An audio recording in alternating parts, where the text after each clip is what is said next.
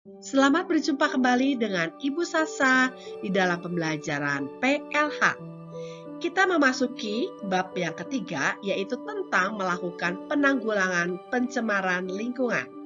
Dan pada hari ini kita akan membahas tentang pencemaran dan perusakan lingkungan. Anak-anak, tahukah kalian tanggal 5 Juni diperingati sebagai hari apa? Mungkin kita malah balik bertanya, memang ada apa di tanggal 5 Juni? Rasanya kita baru mendengar bahwa ada hari yang khusus diperingati setiap tanggal 5 Juni.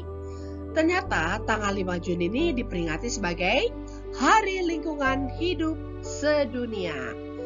Demikian pentingnya masalah lingkungan sehingga Indonesia sendiri telah menetapkan tanggal 10 Januari sebagai Hari Lingkungan Hidup Indonesia dan Hari Sejuta Pohon.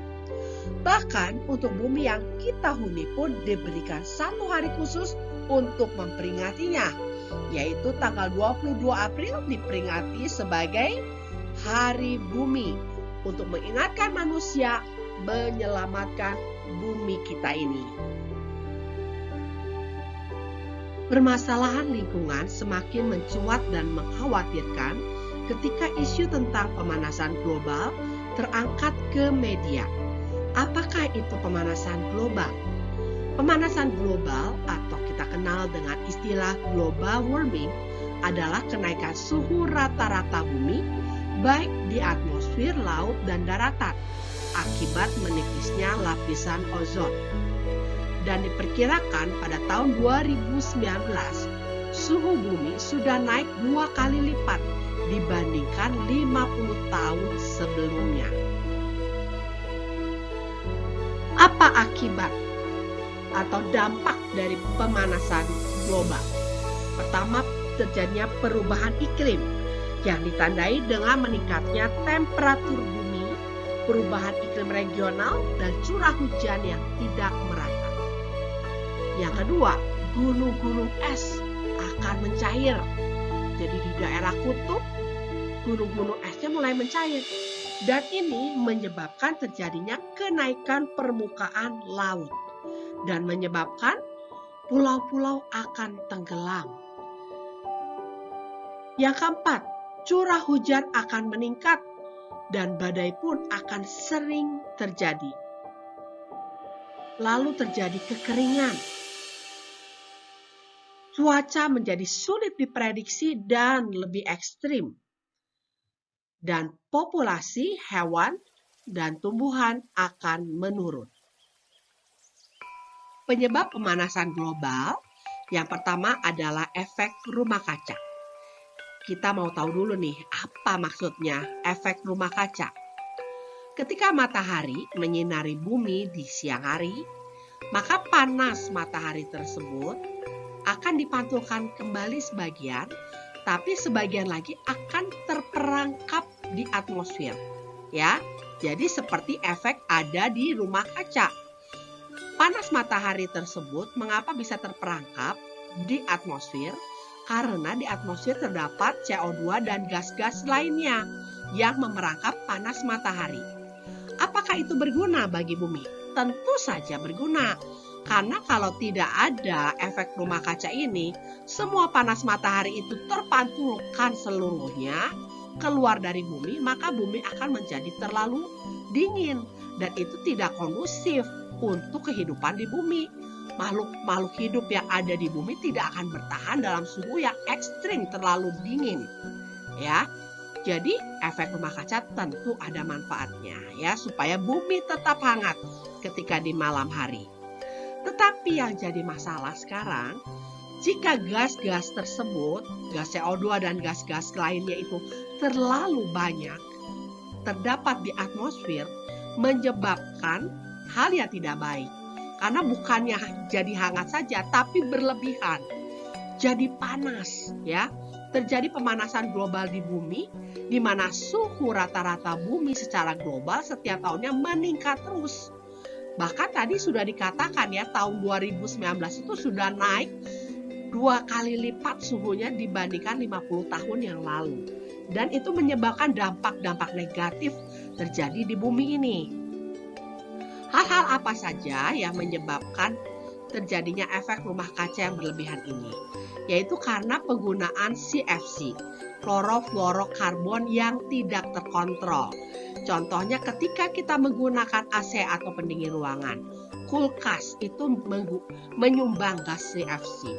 Lalu yang kedua, emisi atau gas hasil buangan dari karbon dioksida yang biasa digunakan ketika kita menggunakan kendaraan bahan bakar fosil seperti mobil, motor dengan bahan bakar bensin atau solar, itu akan menghasilkan gas karbon monoksida atau gas CO.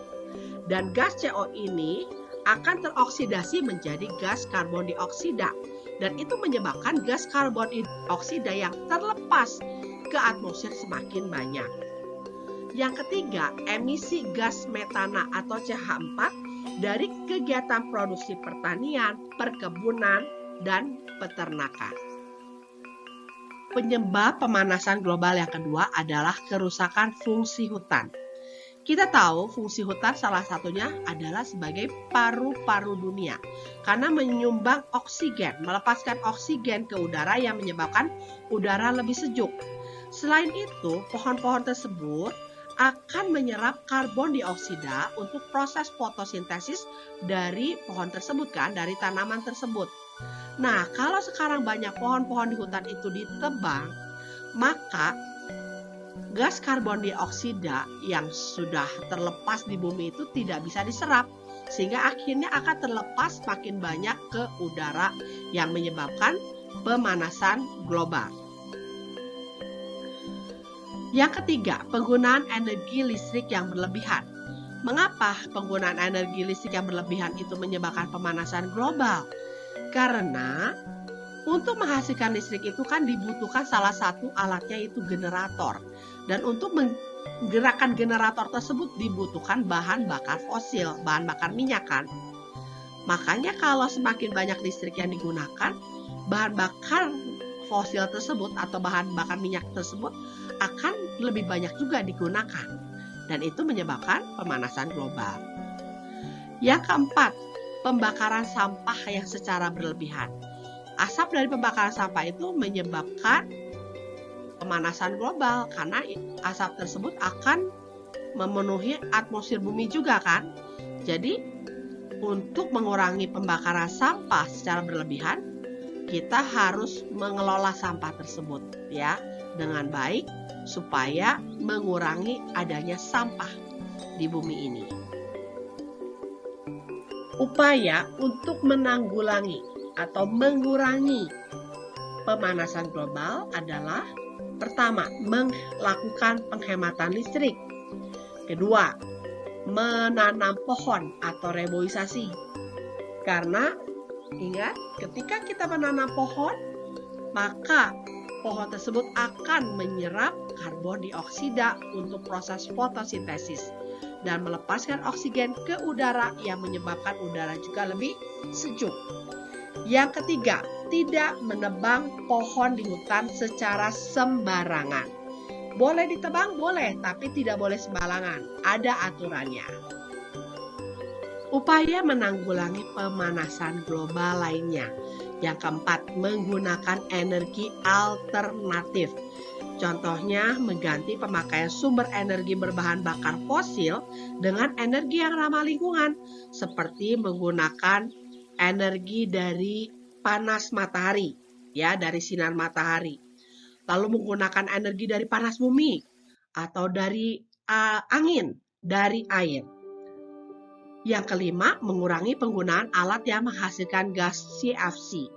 Contohnya mengurangi penggunaan AC. Jika tidak diperlukan, kita tidak perlu menyalakan pendingin ruangan. Keenam, mengurangi penggunaan kendaraan bermotor dengan bahan bakar fosil. Jadi, jika jaraknya dekat, kita kan bisa berjalan kaki atau kita bisa naik sepeda. Selain badan menjadi sehat, kita juga ikut serta berperan mengurangi pemanasan global. Yang ketujuh, melakukan reuse dan recycle pada sampah. Reuse maksudnya adalah memanfaatkan kembali barang yang sudah tidak terpakai. Misalnya menggunakan kertas bekas untuk kertas coret-coret. Jadi tidak perlu kertas baru, ya.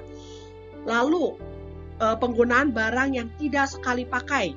Contohnya menggunakan sapu tangan daripada tisu.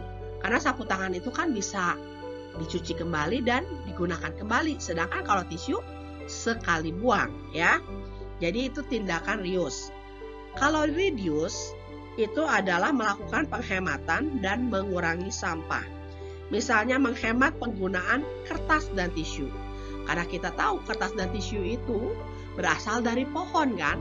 Semakin banyak kertas dan tisu yang digunakan, maka semakin banyak pohon yang ditebang. Dengan semakin kita menghemat penggunaan kertas dan tisu, maka kita akan menyelamatkan pohon-pohon tersebut supaya tidak ditebang. Betul? Jadi kita menyelamatkan lingkungan. Dan kita juga bisa mengurangi pemakaian produk yang dikemas dari plastik dan styrofoam. Mengapa? Karena plastik dan styrofoam itu sulit hancur. Sampah-sampah yang sulit hancur nantinya yang menyebabkan polusi bagi lingkungan. Recycle. Recycle yaitu mendaur ulang barang-barang yang sudah tidak dapat digunakan menjadi barang yang memberikan manfaat. Jadi yang tadinya wah ini sudah sampah nih, tapi kita gunakan sehingga bermanfaat. Misalnya sampah organik, sampah bekas makanan, atau sampah bekas kulit buah-buahan seperti itu ya. Kita bisa gunakan menjadi kompos ya. Tapi kalau sampah-sampah yang dari non-organik, yang bukan dari tumbuhan, dari benda mati, misalnya botol plastik, kita bisa kreasikan menjadi pot tanaman dan lain sebagainya. Nah, anak-anak, dengan kita ikut serta melakukan tindakan-tindakan yang menyelamatkan bumi ini dari pemanasan global, kita sudah melakukan satu hal baik, yaitu menyelamatkan bumi ini. Bumi ini adalah satu-satunya rumah kita. Kita tidak punya pilihan lain. Kita harus merawatnya. Ayo selamatkan bumi.